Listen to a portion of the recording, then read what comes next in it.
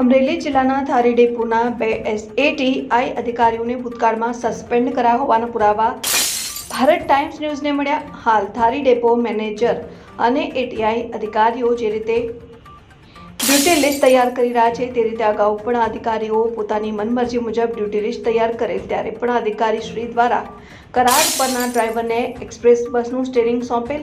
તે જ ડ્રાઈવર દ્વારાથી માર્ગ અકસ્માત સર્જાયો, જે અકસ્માતમાં રાહદારીનું કમકમાટીભર્યું મોત થયું હતું। અકસ્માતની ઘટનાને ધ્યાને લઈ જિલ્લા વિભાગીય પરિવહન અધિકારી શ્રી દ્વારા એટીઆઈ વિશાલભાઈ જોશી અને સુરેશભાઈ કોંડલિયાને તાત્કાલિક સસ્પેન્ડ કરવામાં આવ્યા હતા। જે સસ્પેન્ડ ઓર્ડરમાં વિશાલભાઈ જોશીને કોડીનાર ડેપો ખાતે હાજર રહેવા અને સુરેશભાઈ કોંડલિયાને ઉના એસટી ડેપો ખાતે હાજર રહેવા નોટિસ આપેલ। સસ્પેન્ડ ઓર્ડર મળ્યાના માત્ર ગણતરીના જ દિવસોમાં આ બંને અધિકારીઓ ફરીથી ધારી એસટી ડેપો ખાતે એટીઆઈ તરીકે ફરજ સંભાળેલ। જે ડ્યુટી લિસ્ટના કારણે અધિકારીઓ સસ્પેન્ડ થયા હતા, એ જ ભૂલ આ રીતે અધિકારી દ્વારા ફરીથી કરવામાં આવી છે। તો આ અધિકારીઓના કોના ઇશારે આ રહસ્યમય ડ્યુટી લિસ્ટ તૈયાર કરી રહ્યા છે તે પણ ચર્ચાનો વિષય બન્યો છે।